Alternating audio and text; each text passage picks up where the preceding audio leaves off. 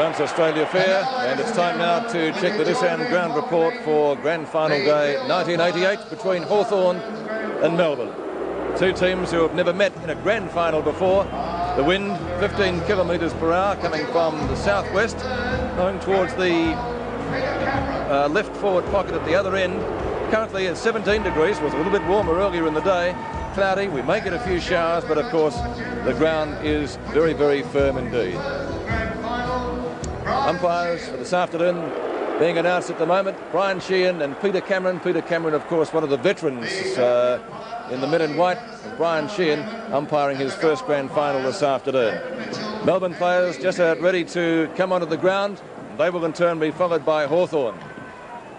Peter McKenna and Ian Robertson, I think we did get your selections earlier, but let's just check on them now. Peter, I think you were going for Hawthorn. Well, it depends entirely on the weather. If it's dry right throughout the game, I think Hawthorn easily. I think if it's wet, it'll give Melbourne some chance. I think Hawthorn just too good, Pete. I think they'll win by 4 or 5 goals. Ian Robertson? I think Hawthorn will win. I'd like to see Melbourne make a real go of it. Their season's meetings there on the screen now show that Melbourne beat Hawthorn earlier on in the season, and the Hawks really trounced Melbourne with about 5 weeks to go before the season finished. And I really get some feeling that Hawthorn, leading up to this with only one match in the 4 weeks, they'll be very, very fresh. And it's proven over the years that the team that goes straight into the grand final are very, very hard to beat. I think they'll win comfortably. Well, that proved to be the case last year, didn't it, with Carlton? Certainly did, Peter, and the Hawks limped into the grand final last year. And on a day that was a lot hotter than this afternoon, I like to see Melbourne play well. I think everybody does. It's a sentimental crowd that are going for the Demons, but I really think that they're undermanned and they really can't kick a winning score.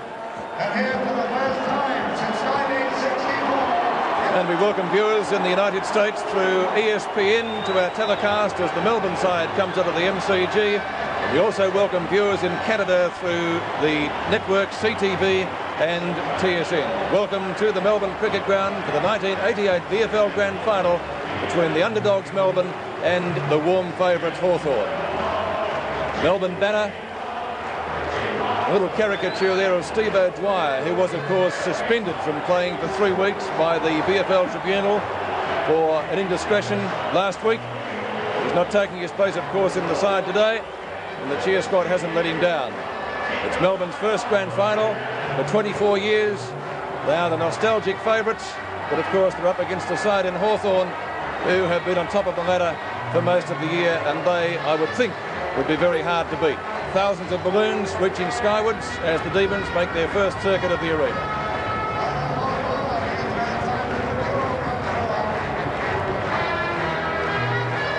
Capacity crowd stands absolutely packed, around about 100,000 here.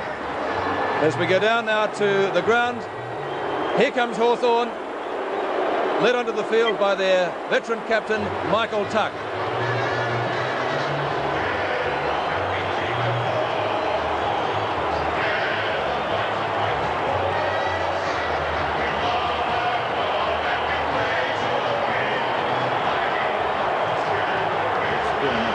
Breaks and the Hawthorn balloons go skyward to join the red and blue. Hawthorn today playing in their 6th Grand Final. Let's go down now to Don Scotts and Bernie Quinlan on the ground. It's absolutely fantastic, isn't it, Bernie? When Melbourne broke through that banner, the roar was just something you'd have to be experienced. It's a great feeling out here, Don. It's something I haven't really experienced before. You've done it a few times yourself, 4 times before, but just being out here in the middle of the ground with all this excitement, we nearly run through by the Melbourne team when they came out on the ground. It's a great feeling. It's a great experience to be out here. But as a player, you really don't focus on the crowd at all. Your job, as we saw the Melbourne guys when they brushed passes, they were just intent on playing football. But here as a spectator, you can really absorb it. Oh, it's a fantastic feeling. I suppose the players, they have to get it out of their mind. Who are you going for anyway today? I'm going for Melbourne, Berg. Oh, I'm going for Hawthorn. Back to you boys up in the commentary area. Well, thank you, Don, and thank you, Bernie. Players will take up their position shortly for the Grand Final of 1988. And let's introduce the men who will bring you the match commentary-wise this afternoon. We say a very good afternoon as Steve O'Dwyer looks on, the man that was caricatured on the Demon banner. Our commentators this afternoon, Drew Morfitt, and Dennis Committee with special comments from Malcolm Blight. Gentlemen, good afternoon to you. Good afternoon, Peter. Yes. Well, it's great to be here. Fancy Don Scott, who captained Hawthorn in 2 premierships, going for Melbourne. Of course, he's the ruck coach there these days, so I suppose he has a foot in each camp. Great atmosphere when they came onto the ground, and Melbourne have been starved of success for so long. I suppose, what would it be? 90% of the crowd will follow Melbourne? I think you're about right. Perhaps even a shade conservative there. It really is a Melbourne house. In fact, it's a Melbourne country, isn't it? Everybody wants to see Melbourne get up and win this grand final. And I suppose the fact they're here, Mal, is good news because it's made for a great week and a change, which was overdue.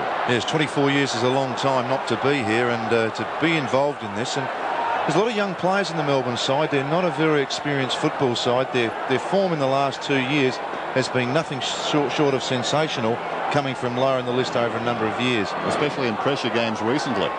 Look, they've played 3 finals in a row, and perhaps having been through that a few times myself, that 4th one's pretty tough, coming up against a very professional side like Hawthorn. Well, last year they strung together about 8 wins in a row to get there, and this year it's been about 4 wins in a row.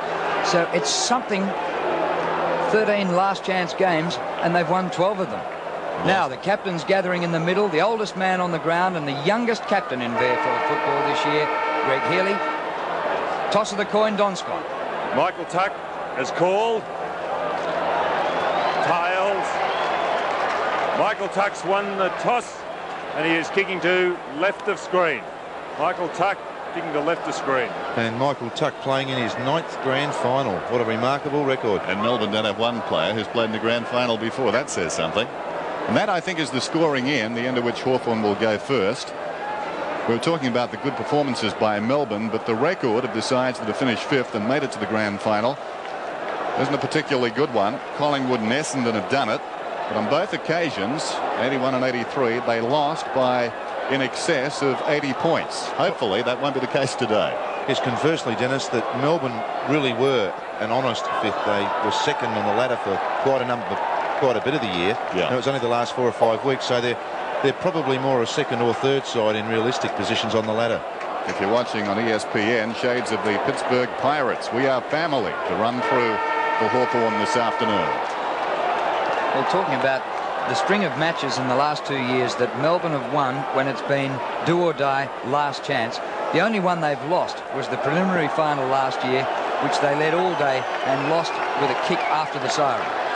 Yeah, tragedy, but they've fought back very well this year, and in a great preliminary final against Carlton, they've earned the right to be here as they go in front of them, the members stand at the MCG. And the umpires this afternoon, Peter Cameron, officiating in his 3rd grand final, perhaps an omen there for Hawthorn.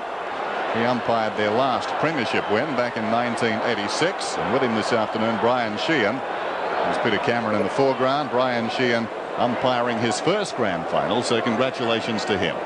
There'd be some pre-match nerves for Brian Sheehan out there for the first time, just like in the Melbourne Football Club. Yes, there would be. In fact, it's only his 3rd season of umpiring at this standard, so it's a very, very good effort by Brian Sheehan, obviously very highly thought of by the umpires panel.